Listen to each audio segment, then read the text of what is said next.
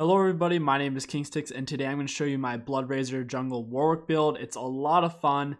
You have loads of early game and mid game carrying power, and as long as the game doesn't go past the 35-minute mark, it should be pretty easy. But in general on Warwick, we don't want to play for the super late game. So I take Lethal Tempo, Triumph. I no longer take Overheal because Triumph is just kind of OP.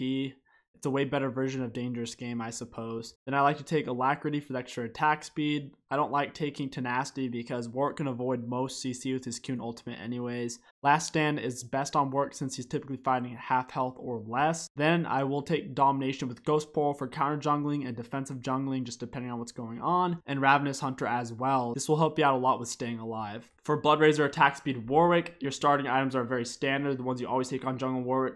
Hunter's Machete with health regen bead. Warding Totem, you take health regen bead over a refillable potion because it builds into T-Mat. This way you'll be able to get a T-Mat on your first back much easier. Also, refillable potion is useless on Warwick because he already has so much to stay in the jungle. Alright, and on your first back you're going to want to get T-Mat. Then you're going to want to get Boots of Speed as soon as you can. And then I usually like to get my Bloodrazor at that point and then finish my Titanic Hydra. So I upgraded my T-Mat to Titanic Hydra after I finished my Bloodrazor. And then I'll get a Spirit Visage or Thorn Melt. If the enemy team is more AP, I'll get a Spirit Visage first. If the enemy team is more AD, I'll get a Thorn Melt. And then Spirit Visage, just depends. This is only 5 items since T-Mat and Titanic Hydra are the same item. For my 6th item, I'll either get a Dead Man's Plate or a Guardian Angel, just if I want more damage or more tankiness. For my boots, I'll typically go for Ninja Tabbies. But if I'm going to hyper carry, I'll go Boots Mobility, especially if I'm in lower elo. Merc Treads, I typically don't go for unless they have loads and loads of CC, because I can avoid most CC with my Q and ultimate. If you have a lot of hyper carries on your team, I highly suggest going Locket or Knight's Vow for your final item. Try not to AFK at the beginning of the game because you want to get out into the enemy's jungle, or at least onto your side to defend. Here, I just run out into this bush because it's pretty safe. The enemies never go here, so if they go into my jungle right now, I'll see it since they typically run along this path towards my raptor camps. So I'm just going to wait around 120, and at that point it's safe to go in and take his buff. So I wait till about 131, come in, he's not here, so it's a free take. If he was here, I'd ward the bush and wait to steal it. I get his blue, get his Gromp, because I know Kayn usually starts raptors. At this point, I need level 3 before I can gank, so I'm going to go straight to my red buff since I got his blue and Gromp. Now I'm level 3 with red buff, and I'm waiting for Kayn to show up top or mid, and he happens to go top, and I'm ready. I have double buffs and I'm level 3. Activate E a little bit too soon, so it forces me to use my flash on him, but we do pick up the kill. Luckily, I do get the kill, so now I can snowball the game that much harder. This Irelia turns out is actually pretty bad, so it's fairly important that I got that one. So now that Mundo is down, I'm just going to take the Scuttle because Kayn can't really contest it. I have double buffs. Zed's getting pretty low, so I'm going to wait for Talon to shove this in. Talon has a lot of burst, plus we have a huge mini wave. I can run up to him without taking a turret hit since we have minions here.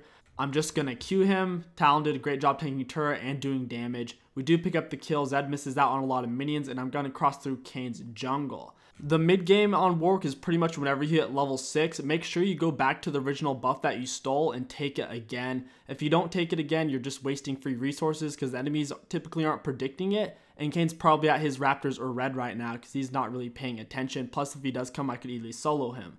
Now, Mundo pushed up top. He's all by himself. He's low on health. I can easily run up to him. And I know Kayn's at his red since I just took his blue, so this is super free. I don't need to really do much. I just kill him without even using my ult. Just walk up, auto attack, Q through with Fear on, and get a super quick kill. Now, Mundo's teleport is up, so I kind of want him to come back. I'm going to go into my jungle, farm a little bit, and now here I am once again. Sure enough, he does teleport back. I have my ultimate. I'm not going to use it until he makes a distance between us, so I fear him. Could just keep autoing him with red buff. I still have ult. Right as he's starting to get away and he slowed me, I ult him. He flashes away. I flash with him. Then I Q through him and it's a free kill. Notice how I didn't ultimate before he made some distance. There's no point of ulting them whenever they're point blank unless it's a kill. So for example, if you fear an ult, that's okay. Otherwise, you don't really want to. I was waiting for him to use this flash, but he didn't use it. Luckily, he didn't juke my ultimate whenever he made up a little bit of distance because he hit me with the cleaver and it was starting to run away. That's when I used my ult because I need to stay on with my red buff. I stayed and shoved in the wave to get some extra gold, and now I'm going to be coming bot lane, get my blue buff. They are crushing my team right now. I'm going to come in, land ulti on Varus. It was a little bit aggressive of me because he could have potentially flashed it or juked it, but he doesn't. I do get inside the fight, chase down Bard Smite, auto, pick up the kill. Now I see there's some stuff going on mid lane, so I want to shove in bot and they are staying mid. I'm going to pick up this jungle camp real quick and head on my way. I should have gone a little bit sooner, so that's my bad. He's really low. I'm just going to run up to him. I'm going to hold on to my fear here for a second. Activate it right when Mundo gets into auto attack range. Q through him to get to Zed. Get off a few auto attacks. Thank God Karma was here to help. Otherwise, this could have gone very poorly. Q onto Mundo to finish him. Mundo did go Bramble Vest, so that's fucking with my healing a little bit. Even though I am low on health, I'm going to go back into my jungle and farm a little bit. The reason is because my ult's going to be up soon, and I'm going to have plenty of mana since I have blue buff, so I want to heal off my camps and use my ultimate whenever it comes up. I do realize I have a lot of gold, but I'm really far ahead, and I need to make plays to carry this game. We're barely ahead, even though I'm hyper carrying. Now, my ult's about to come up. I'm going to hide, let them go onto here for a second. They're over chasing, and now I activate W, speed up to him, chase him down. My ultimate's about to come up, activate E, Q onto him, and hold it down to Q through him and chase him down through his dash.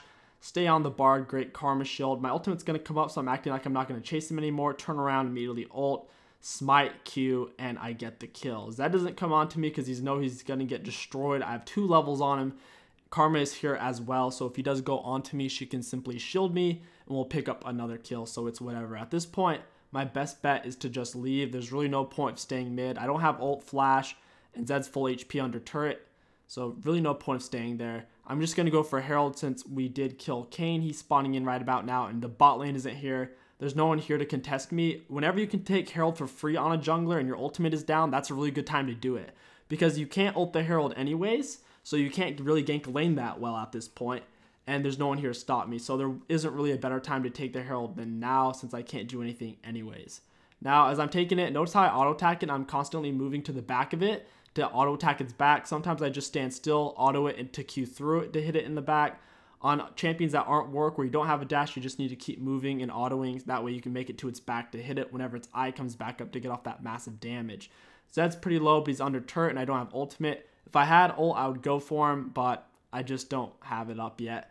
I mean, if he was a quarter health or lower, I would have dove him, but since he still had half health, he could shadow, make some plays, slow me, whatever.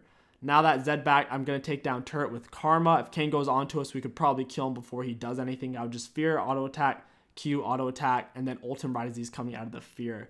Now Mundo's going in on my Talon, and I'm caught a little bit here. I shouldn't have come to try to save him, and this is just a good example of what happens when you try to 1v4 on Warwick. You get slowed, CC'd, enemies run away, they dash away, you can never quite get a kill. Very unfortunate situation. This is to show you that you can use your W to get kills without your ultimate. I have a very long distance to chase Varus down. I W'd from way far away, Q through a minion to make up some extra distance, chase him down, hit him with the tip of my fear, walk up to him. Then all I do is auto him to secure the kill. We have a thick wave at turret, so I figure now is a better time than ever to lay my Herald, and we can proceed to start smashing the turret. The enemies do get in on us pretty quick. Talon dies faster than I thought he would, so the Herald was actually a pretty bad play. You want to try to use Herald when the enemies can't really contest you.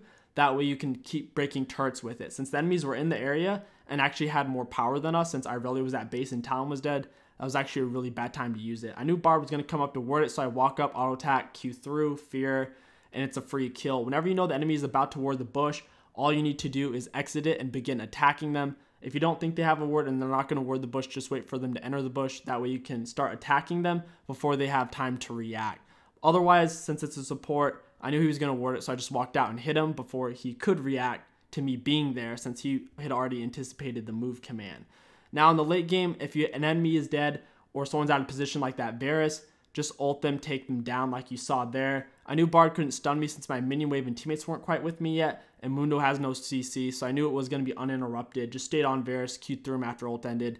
Super free kill. This is why I really like Bloodrazor Warwick. Since your ultimate applies on-hit effects 3 times, it will apply your Bloodrazor's 4% maximum HP damage 3 times, which is absolutely amazing. That is a load of damage. That's 12% of their maximum HP and physical damage right there. Plus your ultimate is doing magic damage, so that's going to be mixed damage results. So if they don't have armor and magic resist, you're going to be destroying them. If the enemies collapse on you, assuming your team is with you, you can still fight it. Try to get off your fear on as many opponents as possible. Take out the person who has the most CC, that way they don't fuck up your ult. That's exactly why I went for Bard first, staying on Varus, Q through him. It's a free kill, and that is going to wrap up this video. If you want to support the channel, don't forget to like, comment, subscribe. It really does help me out a lot. My name is KingStix. Thank you all so much for watching, and I'll catch you guys next time. Yeah.